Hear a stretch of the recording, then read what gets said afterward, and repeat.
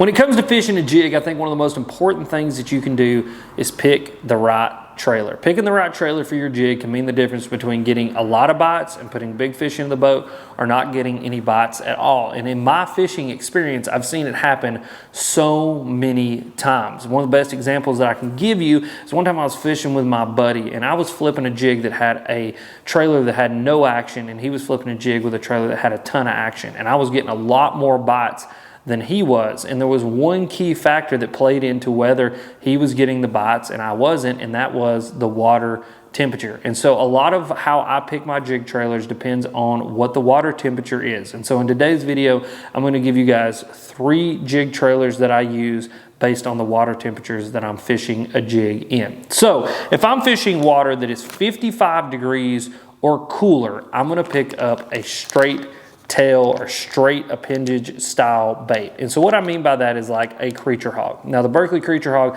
it doesn't have any flanges, it doesn't have anything that's going to grab water to impart action onto this piece of plastic. So if I were just to throw this piece of plastic in the water, it's going to drop straight down like this, and when it hits the bottom, it's just going to sit there.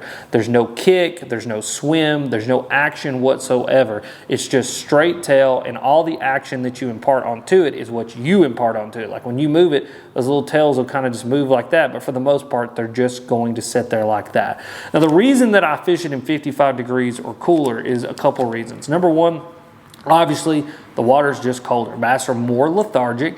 I think oftentimes when bass get lethargic like that, they're looking for easy things to eat, easy things to prey on, and something that's just kind of sitting there on the bottom. It looks like a crawdad that's moving really, really slow, or like a bait fish or some kind of creature that's just as lethargic as they are. They see it as an easy meal to go over and to be able to eat. The second reason I fish it there is because it's going to be clearer water for the most part. When the water starts to cool down and you get into certain water temperatures, what happens is a lot of that siltation settles to the bottom. A lot of those algae blooms that usually, kind of dirty the water up or make the water green actually start to die down, and that's what makes that water so clear in the winter months.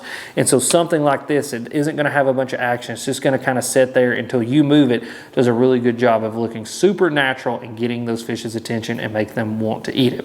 The second style trailer that I'm going to throw is going to be something that does have a bunch of kick. Something that's going to, when you throw it in there and it drops to the bottom, it's going to kick really, really hard. And I'm going to fish that in water temperatures 55 degrees and warmer. For me in particular, I love the chigger crawl. This is like the jig trailer that I fish 90% of the time in water warmer than 55 degrees. And the reason for that is it kicks really, really well. Like I said, if I were to toss a trigger crawl in the water on a weight, it's going to fall and those little legs are going to kick all the way down. And I think when water's 55 degrees and warmer, the exact opposite happens when the water's 55 degrees and cooler. 55 degrees and warmer, the fish are going to be a lot more active.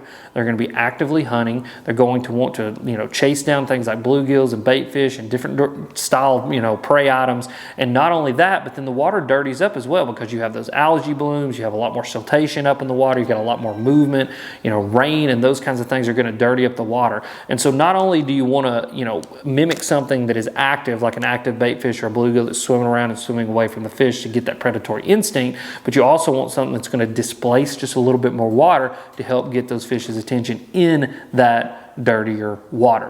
Now the last style trailer that I'm going to fish is going to be like a boot tail or swim bait style trailer. And for me, the water temperature is just going to dictate how fast I'm going to swim this thing. So one of my favorite things, this is really kind of sneaky, is in really, really cold water, I love to put a boot tail style swim bait on a, like a white jig and just creep it and reel it across the bottom really, really slow. Just like you would on like a ball head jig with no skirt, except that I'll do it with a skirt, just give it a little bit more bulk, a little bit more profile, and those fish will absolutely slam it. Now, whereas when I'm in warmer water, 55 degrees or warmer, I'm going to put it on the back of something like a swim jig, and I'm going to swim it around in all the same places that I would swim like a bladed jig or a spinner bait or a standalone swim bait. I'm going to be moving this thing really, really quick, skipping it around cover, and just covering a lot of water. And so the boot tail style swim bait is for both temperatures of water, the 55 degrees and cooler and 55 degrees and warmer. It's just about how you actually fish it. And so slow way down when it gets colder and speed way up when it gets warmer, because you go from having to trick the bass to eat something to having to get them to react to eat something. So if you want to see some jig fishing in action click this video that's popping up right here.